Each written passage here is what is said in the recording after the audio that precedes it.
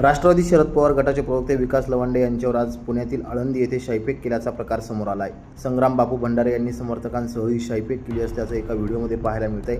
यामुळे आता राज्यातील राजकीय वातावरण चांगलंच तापलं असून या घटनेचे पडसाद राज्यभर उमटताना दिसत आहे। विविध राजकीय नेत्यांकडून या प्रकाराचा तीव्र निषेध केला जातोय। दरम्यान राज्याचे माजी महसूल मंत्री बाळासाहेब थोरात यांनी आज संगमनेरमध्ये माध्यमांशी संवाद साधताना शाहू फुले आंबेडकर यांचे विचार पुढे नेणाऱ्या कार्यकर्त्यांवर अशा प्रकारचे भ्याड हल्ले होणं अत्यंत दुर्दैवी असल्याचं मत व्यक्त केलं। एक दुर्दैवी गोष्ट आहे की विकास दादा लवांडे यांच्यावर भ्याड हल्ला करण्यात आला। त्याला भ्याड हल्लाच मी म्हणेल आणि विकास दादांचं सुद्धा अभिनंदन याच्याकरता करेल की त्यांनी अत्यंत धीरोदात्तपणे त्या प्रसंगाला सामोरं गेलेले आपल्याला दिसत आहेत। संत ज्ञानेश्वरांनी, संत तुकारामांनी, महात्मा फुलेंनी, सावित्रीबाई फुलेंनी आम्हाला धीरोदात्तपणे या विषयाला पुढे सामोरं जाण्यास शिकवलेलं आहे। शाहू फुले आंबेडकरांचा विचार हा विचार पुढे नेण्याकरता जे लढतायत, आज मेहनत घेत आहेत, अशांवर हल्ले होत असताना दिसत आहेत।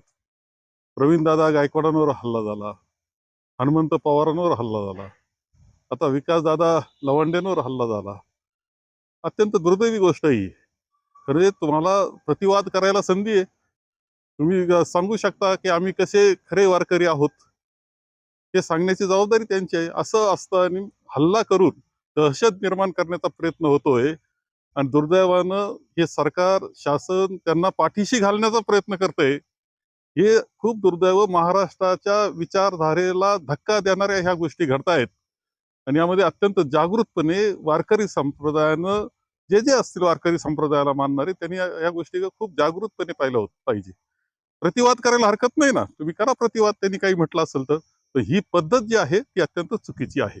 एकूणच विकास लवांडे यांच्यावर झालेल्या शाईफेक प्रकरणाचा राज्यातून तीव्र निषेध व्यक्त केला जात असून या घटनेमुळे राज्यातील राजकीय वातावरण आणखी तापण्याची शक्यता वर्तवली जात आहे। नवतेज महाराष्ट्रासाठी प्रतिनिधी अमोल वाघमोडे, संगमनेर।